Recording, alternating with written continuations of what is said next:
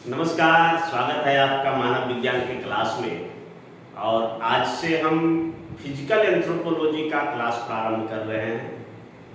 Online class का यह दूसरा दौर है। पहले दौर में हमने सोशियो कल्चरल एंथ्रोपोलॉजी, सामाजिक सांस्कृतिक मानव विज्ञान के लगभग 75 से 80% टॉपिक को कवर कर चुके हैं और उनमें से कुछ टॉपिक बचे हुए हैं जिनको फिर पुनः हम तीसरे दौर की क्लास में उसे कंप्लीट करा देंगे और उसके बाद हम लोग इंडियन एंथ्रोपोलॉजी में प्रवेश करेंगे। अभी ये जो फिजिकल एंथ्रोपोलॉजी का क्लास हम प्रारंभ कर रहे हैं फिर से, क्योंकि बीच में पीटी का बहुत बड़ा दबाव था। प्रारंभिक परीक्षा बीपीएससी 67वीं बीपीएससी के प्रारंभिक परीक्षा का बहुत बड़ा दबाव था विद्यार्थियों पर। इसलिए विद्यार्थियों की तरफ से भी आग्रह आया था कि सर कुछ दिन तक मेंस का क्लास बंद कर दिया जाए। तो ऑनलाइन ऑफलाइन सारे क्लास बंद हुए थे और पीटी पर बहुत ज़्यादा फोकस किया गया था। विद्यार्थियों ने काफ़ी मेहनत किया। दुर्भाग्य से बीपीएससी का एग्ज़ाम रद्द हो गया, कैंसिल हो गया, जिसके कारण से विद्यार्थियों को कठिनाई का सामना करना पड़ा। लेकिन इसमें घबराने की बात नहीं है, चिंता करने की बात नहीं है। आप निरंतर प्रयास करते रहिए, सफलता जरूर आपको मिलेगी। अगर आप एक दो बाधा से, एक दो विघ्न से घबरा कर आप यदि छोड़ देते हैं तो निश्चित तौर पर यह अच्छी बात नहीं है। इसलिए अगर आप सही राह पर चल रहे हैं तो बाधाएं तो आएंगी। जिस दिन आप किसी राह पर चल रहे हो और उसमें कोई बाधा नहीं आए तो समझ जाइए कि आप गलत राह पर हैं। सही राह पर है तो बाधा आएंगी। तो उसी प्रकार 67वीं बीपीएससी का जो टाइम पीरियड बढ़ गया है पीटी का, तो समझिए आपके लिए यह आपदा नहीं बल्कि अवसर है। इसे आप अवसर में तब्दील करें। जो शेष बचे हुए समय है उस समय को खुद को निखारने में लगाएं। उस समय को अपने आप को तराशने में लगाएं। अपने ज्ञान की अभिवृद्धि करें। एग्जाम देने की टेक्निक सीखें। ज़्यादा से ज़्यादा कवरेज प्राप्त करें। बुक को रीड करें, राइट करें, थिंक करें, रिवाइज करें। यही 4 टेक्निक है तो सफलता आपको जरूर मिलेगी। तो दूसरे दौर में जब हम फिजिकल एंथ्रोपोलॉजी का क्लास प्रारंभ कर रहे हैं तो हम यह प्रयास करेंगे कि प्रारंभिक परीक्षा से पूर्व तक एंथ्रोपोलॉजी के जो शेष बचे हुए भाग हैं उसको कंप्लीट करा दें। एटलीस्ट पीटी परीक्षा से पहले हम फिजिकल एंथ्रोपोलॉजी आपको कंप्लीट करा दें, ताकि आपके ऊपर पीटी के बाद, क्योंकि मुख्य परीक्षा में जीएस के 2 पेपर होते हैं और दोनों पेपर में 3-3 सेगमेंट होते हैं, तो उसका काफ़ी दबाव रहता है। तो वो दबाव आपके ऊपर ना आए। परंतु आप 67वीं बीपीएससी की तैयारी में पिछले साल भर से लगे हुए हैं और ये जो तैयारी है, धीरे धीरे जो तैयारी होता है वो काफ़ी कॉम्पैक्ट होता है और ये सफलता की राह को थोड़ा और आसान बना देती है। तो हम लोग धीरे धीरे पढ़ेंगे। और अभी जो हमने फिजिकल एंथ्रोपोलॉजी का क्लास आज से लॉन्च किया है, तो इसमें भी आप पीटी का तैयारी करते रहिए और सप्ताह में 2 या 3 दिन आप फिजिकल एंथ्रोपोलॉजी का क्लास कीजिए। फिजिकल एंथ्रोपोलॉजी समाप्त हो जाएगा, फिर सोशियो कल्चरल एंथ्रोपोलॉजी का बचा हुआ भाग को हम कंप्लीट करेंगे। महीना 2 महीना में ये सब कंप्लीट हो जाएगा और फिर आफ्टर पीटी हम सिर्फ इंडियन एंथ्रोपोलॉजी पढ़ेंगे। इस तरह से हमारी राह काफ़ी आसान हो जाएगी। एंथ्रोपोलॉजी काफ़ी रुचिकर विषय है, काफ़ी बोधगम्य विषय है। बहुत ज़्यादा सोचने समझने की जरूरत नहीं है। और अगर देखा जाए तो फिजिकल एंथ्रोपोलॉजी तो काफ़ी छोटा पार्ट है। पूरे एंथ्रोपोलॉजी को यदि 3 भाग में बांटा जाए, socio cultural anthropology, physical anthropology और इंडियन एंथ्रोपोलॉजी, तो उनमें से फिजिकल एंथ्रोपोलॉजी सबसे छोटा पार्ट है। 7 से 8 चैप्टर हैं और कुल मिला के 12 से 15 टॉपिक है। उसी में आपका पूरा कंप्लीट हो जाएगा। इसको कंप्लीट होने में टाइम भी नहीं लगेगा। हाँ, थोड़ा सा ये साइंटिफिक सेक्शन है, थोड़ा सा विज्ञान के अधिक नज़दीक है। आर्ट्स वाले विद्यार्थियों को लगता होगा कि पता नहीं मुझे समझ में आएगा कि नहीं आएगा, लेकिन आप यकीन मानिए कि मैं आपको ऐसे समझाऊंगा कि ना सिर्फ आप पूरी चीज़ों को समझ जाएंगे, बल्कि मानव की जो शारीरिक संरचना है, उनके विकास है और किस प्रकार से मानव का ओरिजिन हुआ इस धरती पर, उन सब सारी चीज़ों को आप साइंटिफिक वे में क्रोनोलॉजिकल ऑर्डर में समझ जाएंगे जिससे आपको एग्जाम लिखते समय प्रश्नों को बहुत ज़्यादा याद रखने की जरूरत नहीं पड़ेगी। एक सिस्टम बन जाएगा और प्रश्न को आप आसानी से लिख पाएंगे। तो फिजिकल एंथ्रोपोलॉजी में लगभग जो है 18 से 20 क्लास लगेंगे और इसमें आपका बीपीएससी सिलेबस का पूरा कंप्लीट करा दिया जाएगा।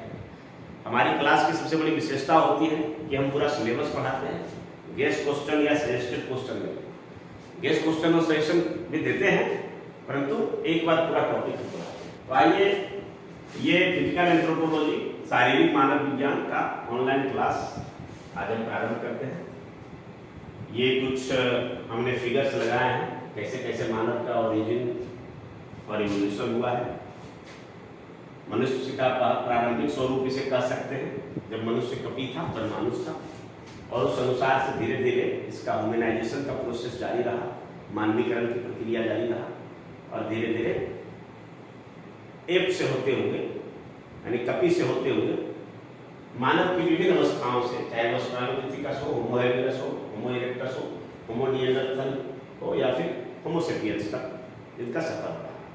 तो आइए हम फिजिकल एंथ्रोपोलॉजी के इस टॉपिक में आज हम सिलेबस और स्ट्रेटजी पर चर्चा करेंगे। टॉपिक हम नेक्स्ट क्लास से प्रारंभ करेंगे।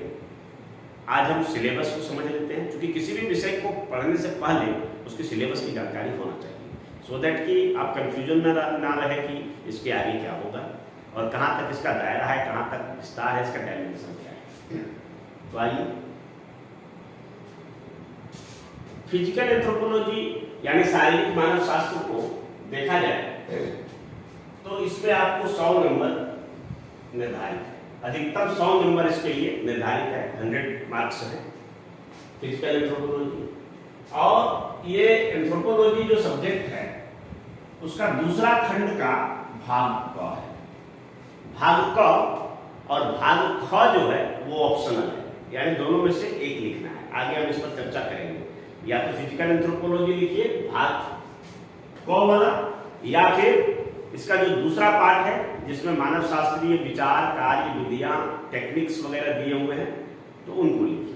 तो हम लोग इसको प्रीफर करते हैं कि यहाँ पर जो आपके पास ऑप्शन है तो आप फिजिकल एंथ्रोपोलॉजी को चूज कीजिए, क्योंकि इसकी मार्किंग अच्छी होती है और ये स्कोरिंग पार्ट है। तो इसमें अगर देखा जाए 100 नंबर में से तो प्रश्नों की संख्या 4 रहेगी, 4 प्रश्न पूछे जाएंगे और ये 3+1 के फॉर्मेट में रहेगा। यानी 3+1 का फॉर्मेट का मतलब ये हुआ कि इसको अगर देखें तो 3 प्रश्न जो होंगे वो लॉन्ग क्वेश्चन होंगे और एक प्रश्न जो होंगे वो शॉर्ट नोट्स के होंगे, यानी टिप्पणी वाले प्रश्न रहेंगे, जिनमें एक प्रश्न में आपको 4 टिप्पणियां लिखनी होंगी। तो 4 प्रश्न पूछे जाएंगे और उत्तर कितना देना है? उत्तर देना है 2 प्रश्न का उत्तर देना है, और प्रत्येक प्रश्न के लिए अधिकतम अंक रहेंगे 50, और इस तरह से 2 प्रश्न अगर हम लिखेंगे 50-50 नंबर का, तो यहाँ पर हमें मिलेगा 100 नंबर अधिकतम रहेगा। 100 नंबर तो किसी को मिलता नहीं है, लेकिन आप अच्छा से लिख दिए तो निश्चित तौर पर आप बहुत बढ़िया लिखे तो 80 से 85 नंबर तक मिलने की संभावना यहाँ से रहती है। इसको इस तरह से हम डिफाइन कर सकते हैं कि भाई 4 प्रश्न पूछा जाएगा जिनमें जवाब देना है 2। 4 प्रश्न पूछा जाएगा जिसमें जवाब देना है 2, और प्रत्येक प्रश्न के लिए 50 नंबर रहेगा, और इस तरह से अधिकतम 100 नंबर फिजिकल एंथ्रोपोलॉजी में आपको मिलेगा।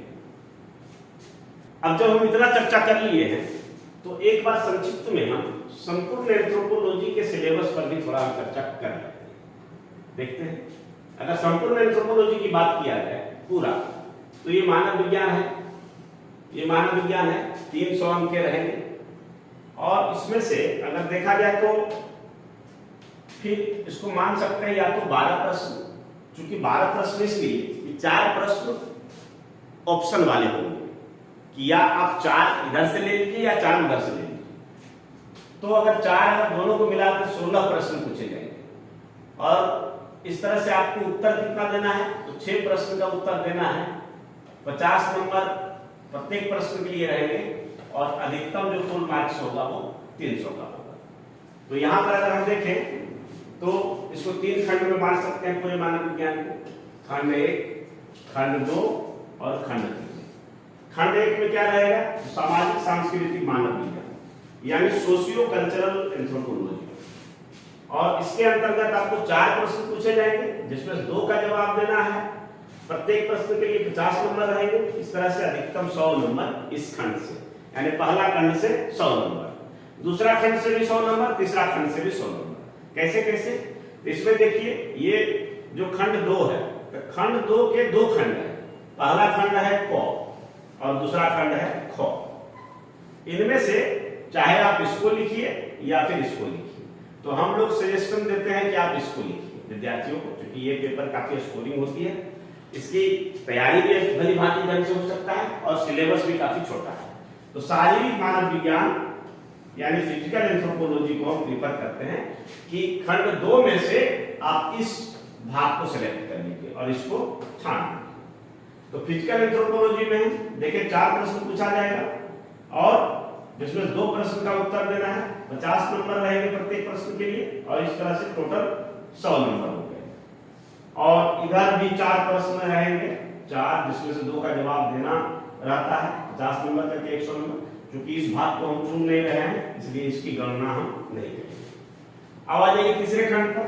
तो तीसरे खंड में भारतीय मानव विज्ञान यानी इंडियन एंथ्रोपोलॉजी, 4 प्रश्न इसमें पूछे जाएंगे ठीक उसी तरह से, और जिसमें से 2 प्रश्न का जवाब देना है। 50 नंबर करके प्रत्येक प्रश्न होंगे और इस तरह से टोटल 100 नंबर का। इस तरह से तीनों खंड, हम तीनों खंड में देखें तो प्रत्येक खंड से यहां से भी 100 नंबर, यहां से भी 100 नंबर और यहां से भी 100 नंबर, यानी तीनों स्थान पर 100-100 नंबर करके डिवीजन कर दिया गया है। यही पूरा एंथ्रोपोलॉजी का सिलेबस है। अब आइए हम बात करते हैं फिजिकल एंथ्रोपोलॉजी के सिलेबस पर। क्या क्या सिलेबस है, कौन कौन सा टॉपिक इसमें पढ़ना है, क्या ये बहुत वास्ट होगा? जी नहीं, बिल्कुल आसान होगा, आप देखते जाइए।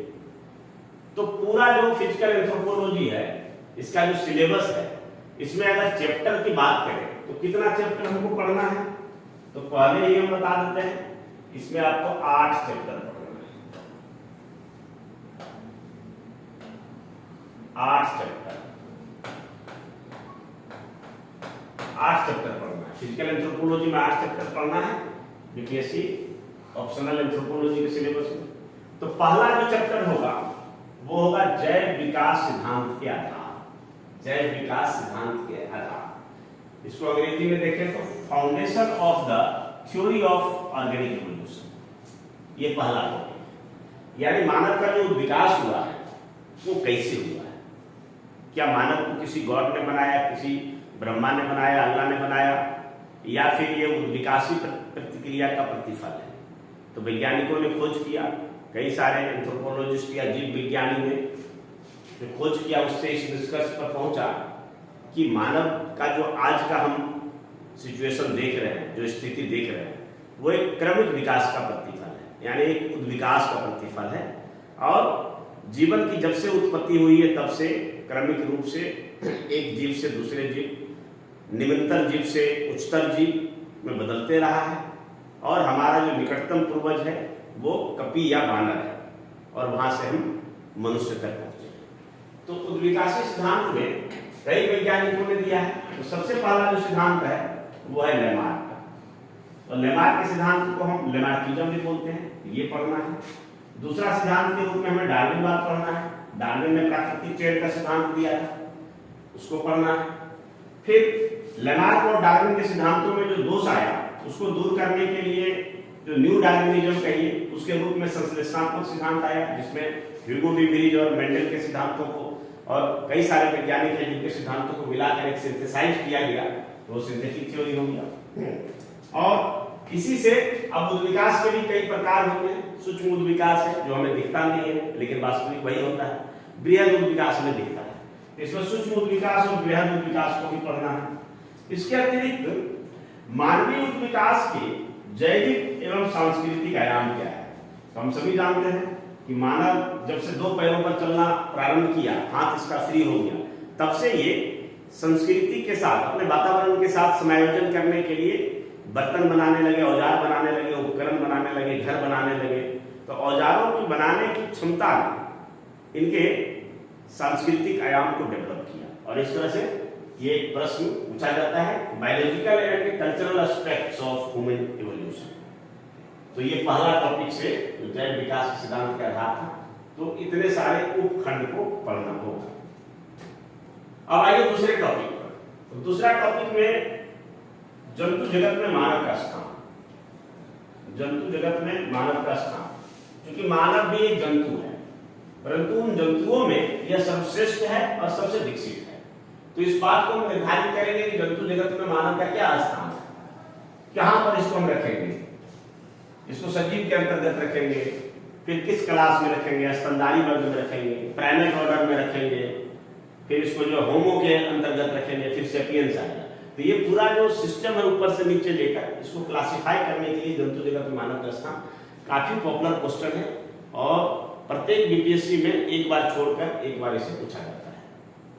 इसी का एक अनुषंगी क्वेश्चन है, एप एवं मानव। एप एवं मानव के बीच अंतर, क्योंकि यह माना जाता है, ऐसा प्रमाणित हो चुका है कि मानव का विकास जो है वो एप से हुआ है। एप मतलब कपी या फिर इसको वनमानुष कह सकते हैं। तो कपी से हुआ है।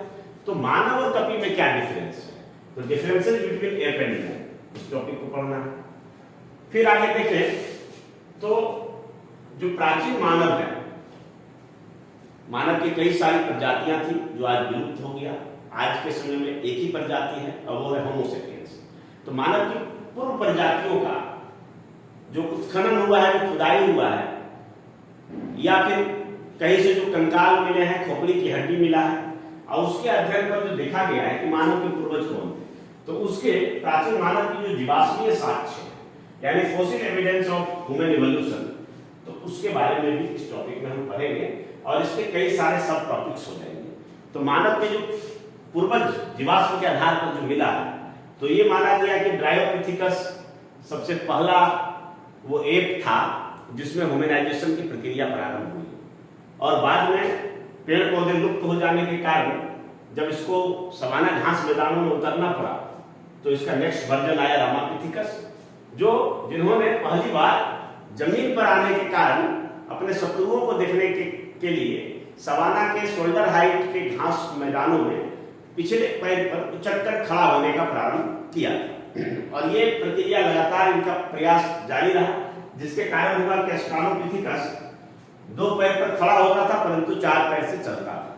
और इसका नेक्स्ट वर्जन जो आया होमो इरेक्टस, यहाँ पर एक होगा होमो इरेक्टस, होमो इरेक्टस। तो ये पूर्णतः खड़ा हो गया, ये पूर्णतः खड़ा हो गया। और उसके बाद जो अगला प्रजाति है, अगली प्रजाति है, वो निएंडरथल आया। और आज का जो आधुनिक मानव है, जो होमो सेपियंस है, वो आज। तो प्राचीन मानव के जो फॉसिल एविडेंस है, तो फॉसिल एविडेंस को हम लोग इसको देखेंगे, इसको पढ़ेंगे चौथे टॉपिक के। फिर आ जाइए 5वें टॉपिक में। तो 5वें टॉपिक में आप देखेंगे आनुवांशिकता का सिद्धांत। आनुवांशिकता का सिद्धांत यानी मेंडल ने जो दिया था मटर के पौधे पर, इसको मेंडलवाद भी कहते हैं, थ्योरी ऑफ जेनेटिक्स या मेंडेलियन थ्योरी। तो मेंडल ने मटर के पौधे पर प्रयोग के माध्यम से जो आनुवांशिकता का सिद्धांत दिया था, तो उसको एक तो थ्योरी पढ़ना है और दूसरा इसका क्या अनुप्रयोग है, मानव जनसंख्या पर मेंडेलियन थ्योरी का क्या अनुप्रयोग है, क्या इसका लाभ है, क्या इसका सिद्धांत कैसे कार्य करता है, तो उसके बारे में एक टॉपिक ये पढ़ना है। फिर अब अगली टॉपिक के बारे में देखें तो प्रजाति। ये थोड़ा सा बड़ा चैप्टर है, इसमें 2-3 प्रश्न आते हैं। रेस, तो जैसा कि हम जानते हैं कि मानव की तो कोई प्रजाति नहीं है, अगर स्पीशीज के तौर पर देखें तो एक ही प्रजाति है, वो होमो सेपियंस। परंतु वातावरण और अलग अलग क्लाइमेट में रहने के कारण उस वातावरण से समायोजन हेतु मानव के जो रंग रूप में है थोड़ा सा डिफरेंस आ गया, और इस तरह से गोरा, पीला, काला जो तरह तरह के मानव बने, तो इस आधार पर मानव को कई उप प्रजाति कह सकते हैं या रेस कह सकते हैं, रेस में बांटा गया। तो ये रेस का भी जो अवधारणा है वो गलत पाया गया। तो सबसे पहले तो हम प्रजाति की अवधारणा देखेंगे, रेस की अवधारणा, फिर प्रजाति और राष्ट्र। कई बार इसका संबंध राष्ट्र से जोड़ा गया, फिर जो है जब यूएनओ का गठन हुआ तो यूएनओ ने कहा कि प्रजाति एक भ्रामक अवधारणा है, वास्तव में ये होता नहीं है, ठीक है। फिर प्रजातिवाद को भी देखेंगे, किस तरह से एक समय में प्रथम विश्व युद्ध, द्वितीय विश्व युद्ध के समय में प्रजातिवाद को बढ़ावा दिया गया, जिसके कि खतरनाक दृश्य हमने देखा। फिर प्रजाति वर्गीकरण जो है उसका क्या आधार है, बेस ऑफ रेशियल क्लासिफिकेशन। तो इसमें दो आधार होते हैं, एक तो शारीरिक आधार होता है कि रंग रूप या शरीर का लंबाई चौड़ाई माप देखकर हम उसका क्लासिफिकेशन करते हैं, और दूसरा जो होता है वो होता है अनुवांशिक, यानी रक्त के आधार पर या अनुवांशिक लक्षणों को देखकर जो हम करते हैं। एक और इससे प्रश्न आता है कि प्रजाति निर्माण यानी रेस फॉर्मेशन, रेस फॉर्मेशन में अनुवांशिकता और वातावरण की क्या भूमिका होती है, तो इस सवाल को भी हम लोग देखेंगे। तो ये छठा टॉपिक के रूप में प्रजाति में हम 4-5 टॉपिक को पढ़ेंगे। फिर आ जाइए नेक्स्ट टॉपिक। तो नेक्स्ट टॉपिक भी लगातार इसके बाद 3 टॉपिक प्रजाति से ही संबंधित है। तो पहला 7वां में हम विश्व के प्रजातियों का वर्गीकरण को हम लोग देखेंगे, विश्व के प्रजातियों का वर्गीकरण है ना, racial classification of world population को हम देखेंगे। तो इसमें देखेंगे कि 3 मुख्यतः 3 प्रजाति, काकेशियाई या इंग्लिश में बोलिए काकोसाइट, फिर मंगोलार्ड या फिर मंगोलॉइड बोलिए, या निग्रोकल्प या फिर निग्रोइड बोलिए, ये 3 मुख्य प्रजातियों में बांटे गए और प्रत्येक को फिर कई उप प्रजातियों में बांटा गया है। तो इसका पूरा विश्व के जो प्रजाति है, इन प्रजातियों का वर्गीकरण देखेंगे और जो मुख्य 3 प्रजाति हैं इनके बीच में क्या अंतर है, इस अंतर को हम लोग देखेंगे। फिर आ जाइए सबसे लास्ट में जो टॉपिक है वो भारतीय जनसंख्या का प्रजाति वर्गीकरण। तो भारत का तो कोई विशुद्ध प्रजाति है नहीं, प्राचीन काल से ही तरह तरह के लोग यहाँ आते रहे, आर्य आए, शक आए, हुन आए, मुगल आए, बहुत सारे लोग आते रहे, यूरोपियंस आए। तो ऐसे में क्या हुआ कि पूरा मिक्स्ड हो गया और इस तरह से भारत को रेशियल दृष्टिकोण से हम कह सकते हैं एक मेल्टिंग पॉट है, द्रवन पात्र, यानी यहाँ सब घुल मिल गया, इसलिए कोई विशुद्ध प्रजाति यहाँ नहीं है। परंतु अब इसका क्लासिफिकेशन करना है तो कैसे करेंगे, तो इसका क्लासिफिकेशन करने का कई लोगों ने प्रयास किया।